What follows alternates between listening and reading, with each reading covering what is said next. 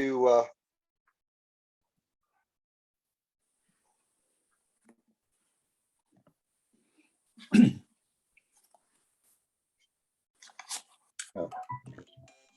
we go.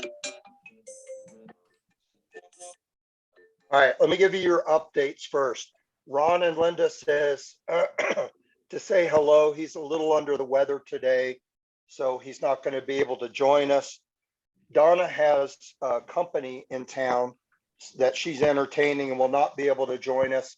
However, Donna wanted everybody to know Marv went back for his post-surgery follow-up. Remember his heart thing, his heart and his blood flow. He got an excellent report.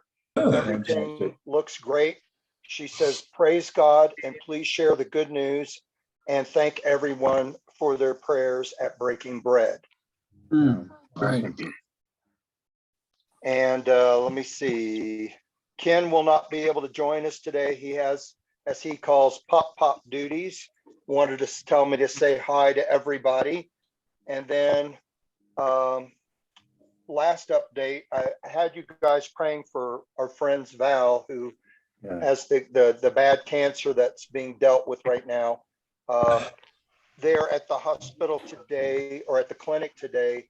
They are trying another type of cancer drug. So she's gotten well enough. They have 24-hour home care, but she is well enough to where they felt like, okay, we can try something else, because the first chemo really knocked her for a loop. So just continue to please pray for Val and for Red, her husband. They were briefly with us here on Breaking Bread during the start of the pandemic. And they're some of our Keys friends that we went to church with at the Calvary Chapel when it was still there. So I just pray God would heal her and give her a normal life expectancy. She'd make it to the ripe old age of in her 80s or maybe 90s, and just pray God would do a miracle for her. All right. Well, thank you. We are recording, so I'm going to have you go ahead and turn to chapter 11. Chapter 11, book of Romans. All right, now I'm going to do a quick, not a recap of the whole book of Romans, but where we're at is 9, 10, and 11. I indicated to you there was like a adversarial comment that Paul is responding to that's off script. That's somebody says, hey, what about the Jews? God didn't get them through to the promised land. God failed the Jews. How do we know as Christians that God's going to see us through? And so he spends a great deal of time in chapters 9 and 10 talking about and using Old Testament references to prove to the Jews, which 9, 10, and 11 is really aimed at this Jewish audience in the book of Romans. And 9 goes out of its way just to show, listen, all your scriptures, it's just all over your Old Testament scriptures that God never said he's going to bring the whole nation in. He only said a remnant, a remnant, a remnant. Those who were of the faith of Abraham. And how the Jews got that twisted up is they would declare, hey, we're the seed of Abraham. We're Abraham's descendants. And even Jesus had rebuked them for this and said, it doesn't matter that you're his seed. What matters is, did you have the faith that saved Abraham? If you remember, what saved Abraham were not works. It was his faith that saved him.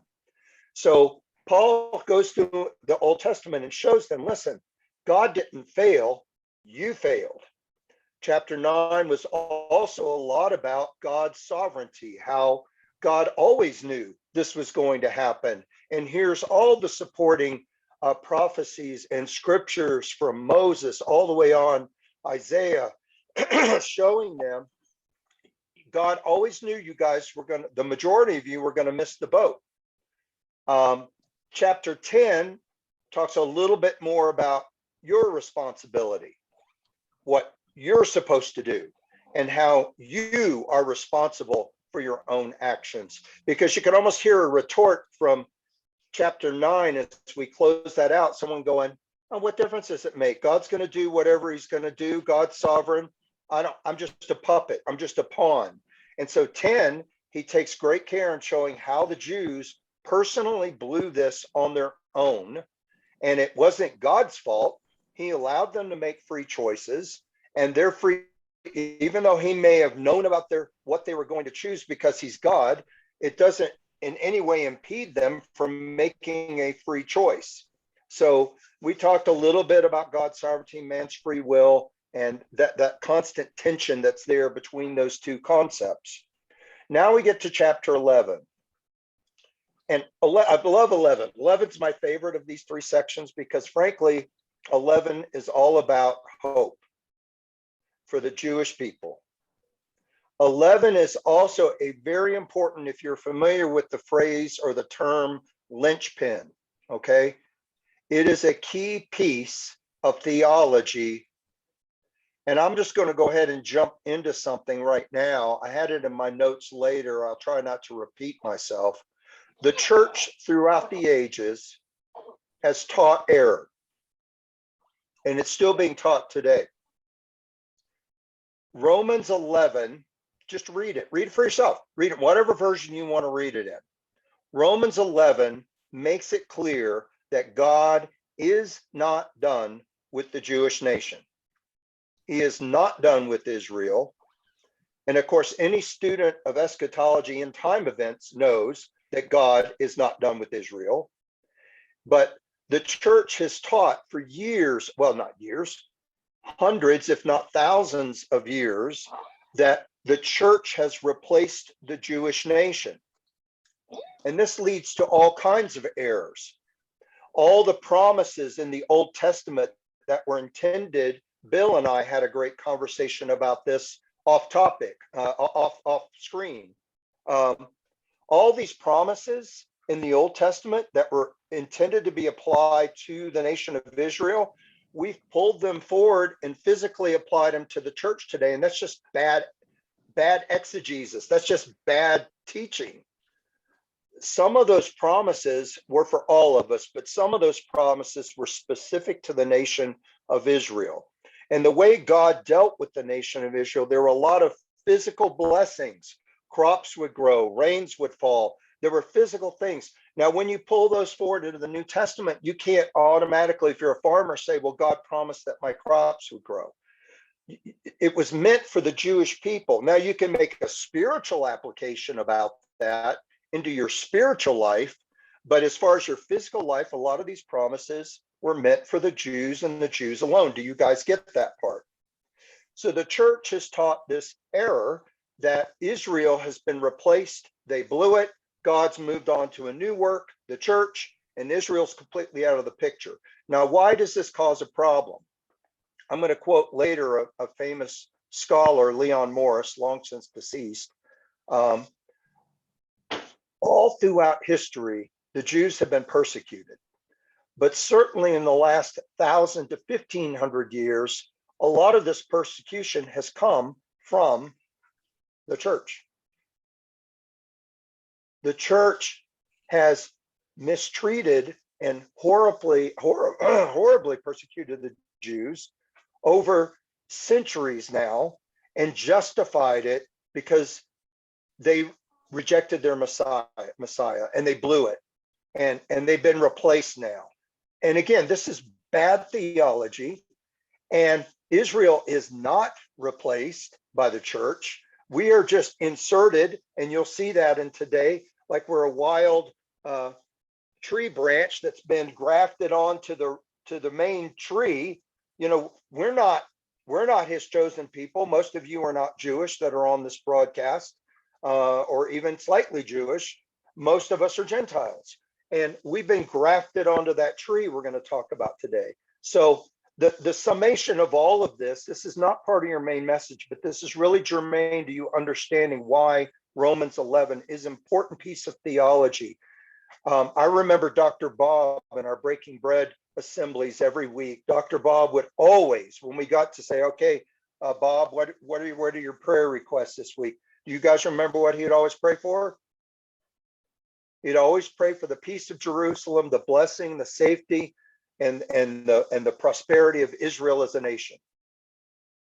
He had it right. God's not done with Israel. They are still part of his big plan. They will come into play later on in history. You will see.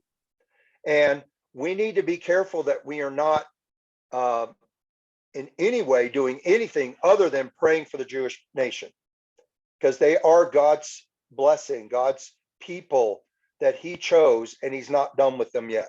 All right, so let's go ahead and start with 11. This chapter is so full of hope and so full of promise, because as God makes promises, again, to the nation of Israel, not to the church, he's going to show, I'm going to fulfill these promises. Even though you guys have blown it really badly, God, am going to see you through to the end based on my integrity and based on my faithfulness. So it's not based on your performance. It's based on what I promised Moses and Abraham and Isaac and Jacob, and the promises that I made to those men and to David. I will see through to the end, even though you're not doing so hot on your scorecard. It isn't based on your performance. It's based on what I promised, and what I promised will happen. And that is going to be part of your main message. What God promises will happen. Okay, verse 1. And I went ahead and used NLT again this week. Last week, I think I used New King James Version. The week before that, I used NLT. I decided to use NLT again. This has some very awkward language into English if you use New King James Version. New Living does a little bit better at making it easier to understand as you just read the text. Paul says, I asked then, and he's anticipating a question. Has God rejected his own people, the nation of Israel? Of course not, he says. And here's his proof text. I myself am an Israelite, he writes, a descendant of Abraham and a member of the tribe of Benjamin. See, Paul's question at this juncture, after we went through 9 and 10 and now 11, it all makes sense. If Israel has rejected the gospel, which by and large they did, and somehow that was consistent with God's eternal plan, his sovereignty, he knew they were going to do it. And yet in chapter 10, it was their own choosing and they're responsible for their own actions.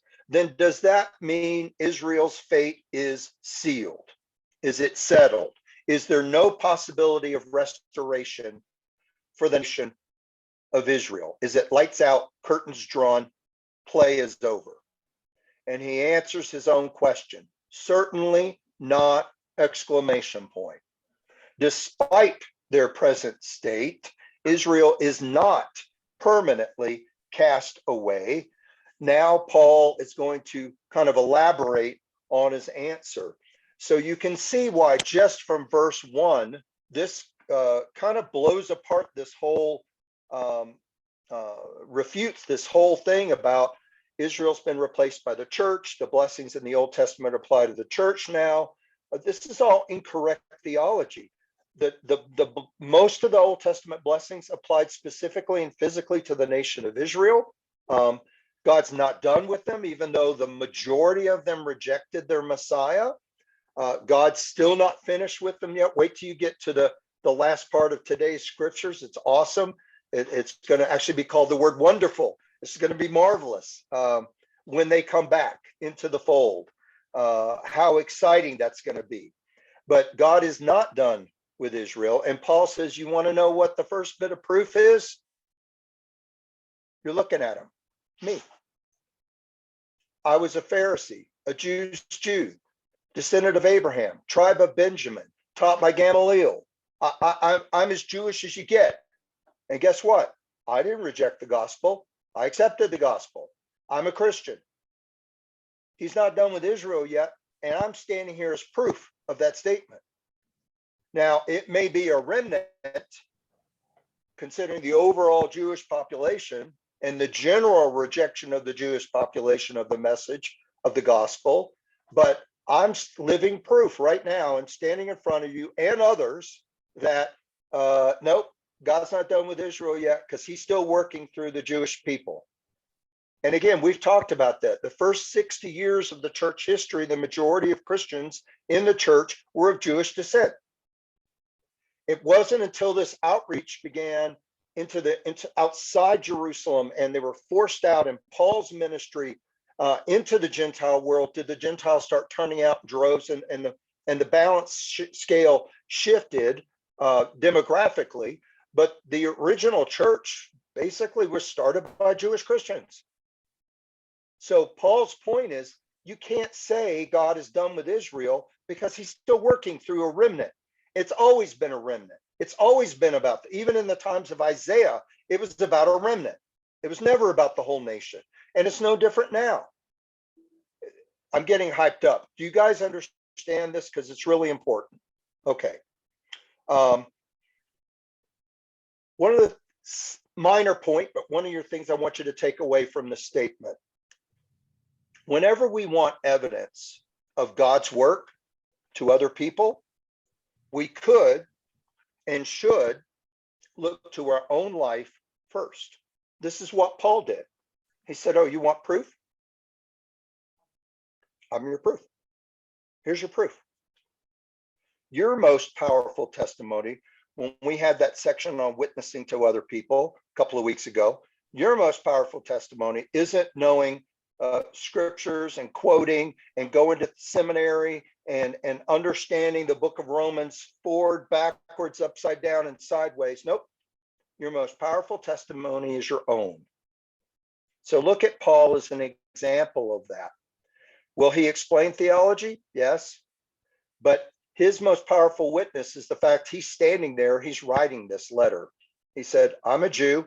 I didn't go anywhere. God's still working through his people. Maybe not all of them, maybe just a few of them, but God's still working through his people. Do not count us out yet. Okay. Verse 2. Boy, we spent almost 15 minutes on verse 1. That doesn't bode well, does it? Verse 2. No, he says, he continues, God has not rejected his own people, whom he chose from the very beginning. Then he challenges them with a memory. Do you realize what the scriptures have said about this? And he goes and takes them back to the book of Elijah. He said, Elijah, the prophet, complained to God. I don't know if you remember this. Elijah had just killed all these prophets of Baal, the false god. And you know, it was a huge victory.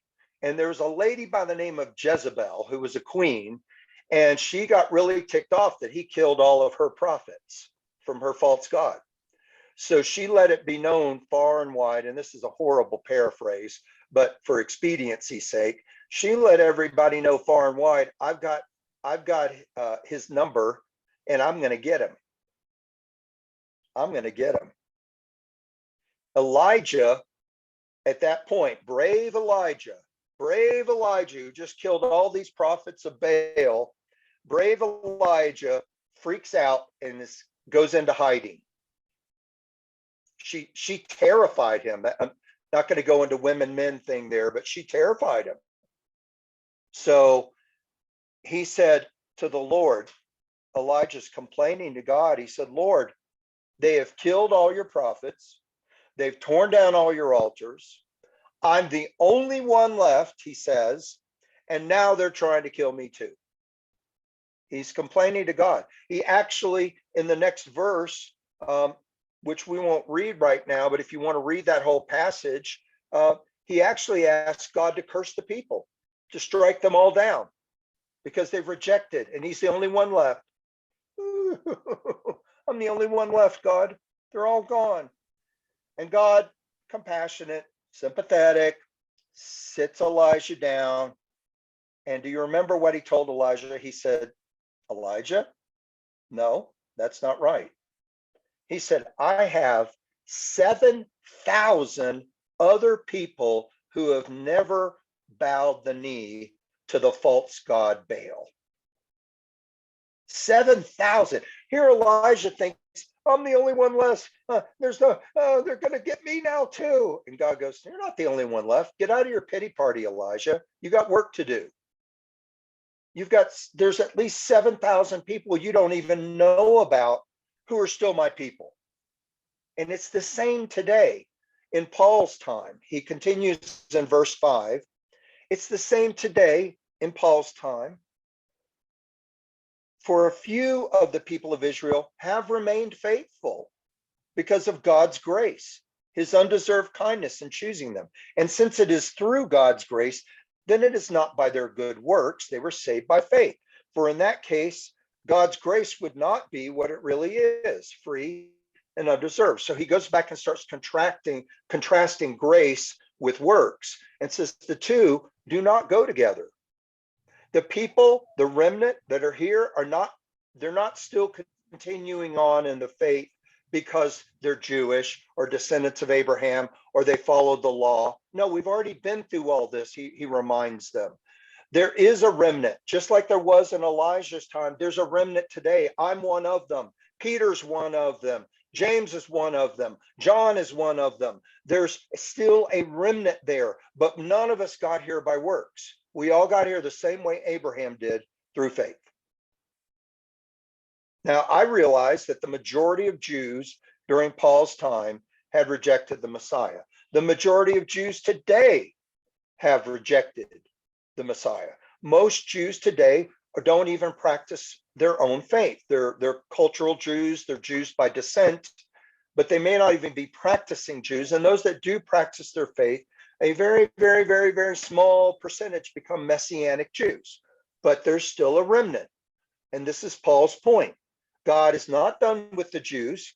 I'm one of them. All the other apostles and believers that are out there during Paul's time, the majority of them are Jews. Still got a remnant, guys. Don't count us out like we don't exist.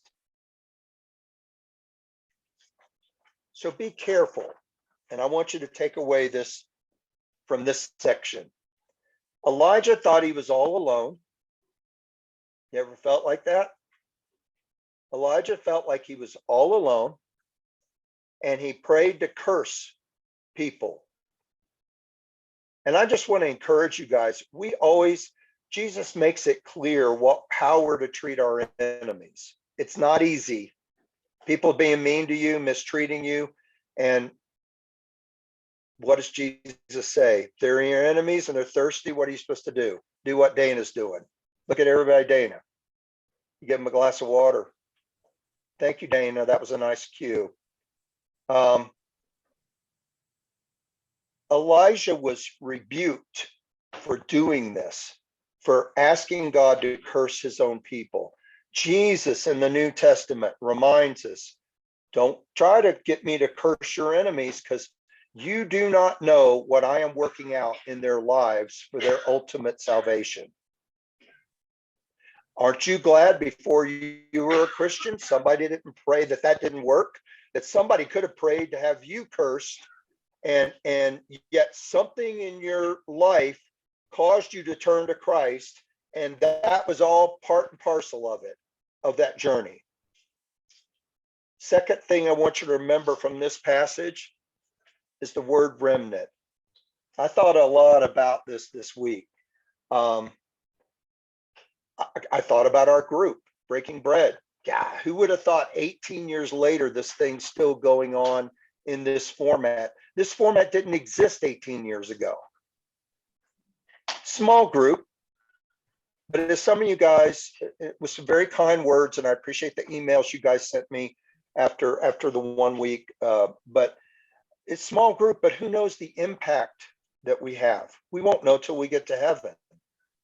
But because I said something to you and you said something to somebody else, and that somebody else said something to somebody else, it spreads like yeast in bread. It just spreads.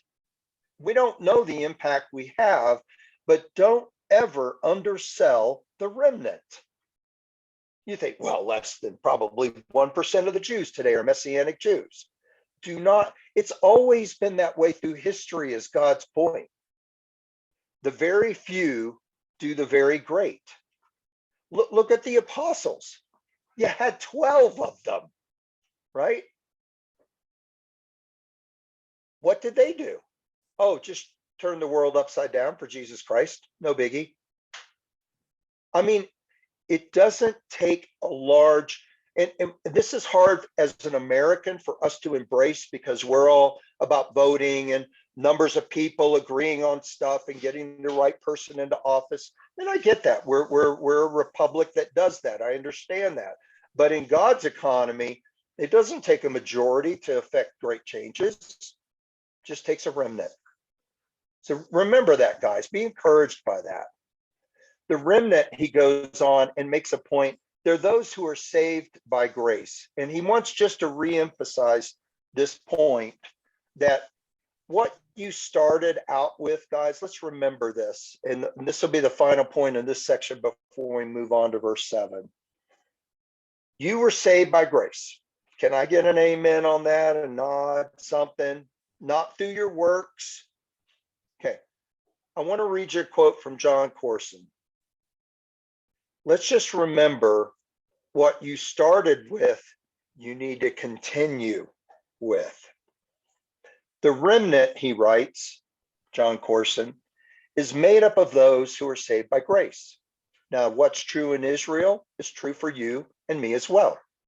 If we're saved by grace, let us continue to walk in grace. And then he emphasizes alone. If I start mixing works into the equation, saying something like this: Lord, I anticipate your blessing on my life or on my church or on my family because I've done this and this and this and this, because I gave this much, because I served in the kids ministry, because I did this, this, and this, and this, and I'm going to get rewarded on that basis. You have missed the boat. He finishes, he concludes, Corson writes, I am convinced that the Lord is looking for people and families and churches that he can bless, but who will truly say and believe it is only by God's grace that we've been blessed. It's not because of our powerful prayer, our diligent devotions, our endless energy and service. Nope. It's simply, purely, solely grace. All right. Verse 7. Paul continues. So this is the situation. Most of the people of Israel have not. He's realist. He's being pragmatic about it. Most of the people of Israel have not found the favor of God they're looking for so earnestly. A few have, he points out himself. A few have, the ones God has chosen, but the hearts of the rest were hardened. Now, a lot of people are going to have a problem with this section. I don't have any problem with it, and I'll get to that in a minute. Verse 8, as the scriptures say, and here he's quoting Isaiah 29, God has put them into a deep sleep. To this day, he has shut their eyes so that they do not see, and closed their ears so they do not hear. That's Isaiah 29. Then he quotes David out of Psalm 69.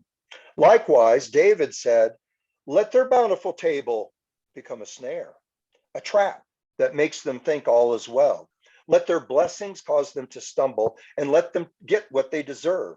Let their eyes go blind so they cannot see, and let their backs be bent forever.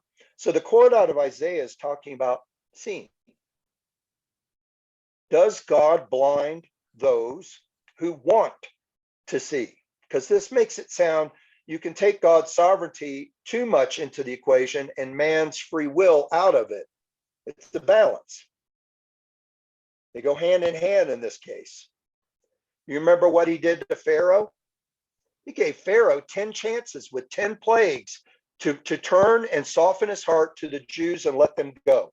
And all it did is it made Pharaoh harder and harder and harder and harder. And there's even a passage in there where God says, I'm going to give you over to the hardness of your heart. I'm going to let you become as hard as a rock. You see, God doesn't blind people who want to see. God only blinds people who choose not to see. And this way, I have no issue with God's sovereignty versus man's free will. God didn't create people for the purpose of condemning them to hell. But when God created people, because he's God and he has foreknowledge, he already knows there's going to be people who do not choose him, who want to stop up their ears. I'm sorry. Hang on with the dogs. Close their eyes, stop up their ears, and they don't want to hear anything about God. And you know what God says? And this is a warning to all of us. Be careful what you wish for. Okay. Yeah, God sometimes goes after us and pursues us, and thank God that he does. But sometimes, guys, if you continue to do this to God,